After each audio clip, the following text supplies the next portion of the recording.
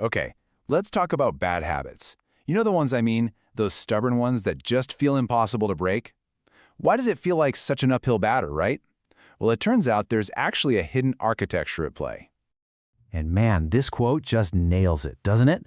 That feeling of being totally stuck, where it seems like the more you struggle, the deeper you sink. It's such a common feeling. But here's the good news. Today, we're going to find some solid ground. I mean, does this sound familiar? You grab your phone to just check one thing. Maybe it's an email, a quick text, and then you look up and somehow 40 minutes have completely vanished. Poof, gone. It's so frustrating, right? And it's so easy to beat yourself up and feel like it's some kind of failure of self-control. But here's the big reveal, the game-changing idea for today. It's not about your willpower. Nope. It's all about a powerful, almost invisible, automated process that runs in your brain. It's called the habit loop. So let's pull back the curtain and take a look at this hidden engine that's driving all of our habits. The good, the bad, all of them. So what is it exactly? Well, the habit loop is basically a 4-part neurological cycle. The key thing you gotta understand is that it's your brain's ultimate energy-saving shortcut. Your brain is lazy. It wants to automate things. And I promise you, once you see this loop running in your own life, you won't be able to unsee it. All right, so let's break down the 4 parts of this cycle, because understanding these is the absolute key to taking back control. And just remember this, there are 4 parts. Every single habit you have, whether it's a good one or a bad one, is built on this exact same framework. Okay, here they are. First, you've got the cue. That's the trigger that kicks the whole thing off. Then comes the craving, that, ooh, I really want to do that feeling. Number 3 is the response, which is the habit itself, the actual action you take. And finally, you get the reward, the little payoff that tells your brain, hey, that was good. Let's definitely do that again.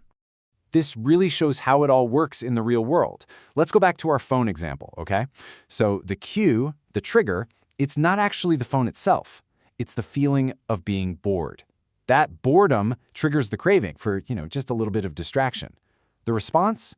It's automatic. You don't even think about it. You just grab your phone, open up social media. And the reward? That little hit of relief. That feeling of, okay, distraction feels good. Your brain absolutely loves that feeling, and so it locks that whole loop in place, ready to run again next time. Okay, so now we understand the machine, we see how it works. The big question is, how do we break it? And here's the secret. You don't have to fight the whole thing at once. That's exhausting. The smartest, most effective strategy is to attack the loop at its 2 weakest points, either the cue or the reward. So here are your 2 main strategies. Strategy 1, attack the cue, you make it invisible. Think about it. If you never see the trigger that starts the whole thing, the loop can't even begin. It's a non-starter. Strategy 2, you attack the reward. You make it unattractive. If the payoff at the end disappears, well, your brain is smart. It's going to stop running a program that gives it nothing back. All right, let's get practical. Let's talk about your toolkit for actually rewiring these habits. Okay, these are some super simple, perfect examples. Action 1, put your phone in another room. What are you doing there? You're making the cue invisible. Bam.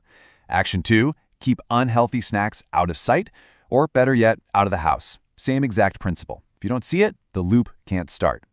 Now, action 3 is about the other end of the loop. Replace the reward. So let's say your cue is I'm stressed and your response is scroll social media. What if you kept the cue but swapped in a new reward? Maybe you go for a 5-minute walk instead. You're still getting a reward, stress relief, but it's a much healthier one. And listen, this is so important, so please hear this. This whole thing is a process of rewiring your brain. It is not a test of your character. If you slip up, it doesn't mean you're a failure or you lack willpower. You are literally, physically, methodically rewiring the neural pathways in your brain. That stuff takes time. So please be patient with yourself. So here's the big takeaway from all of this. You can't just erase a bad habit. Those pathways are kind of there, but, and this is a huge but, you can absolutely rewire them. You can write new, better loops right over the old ones. You are not stuck. You're the architect. Which brings us to the final question for you. Now that you have the blueprint, just think about it for a second. What's the first habit you're going to rewire? What's that one small loop you can start redesigning, maybe even today?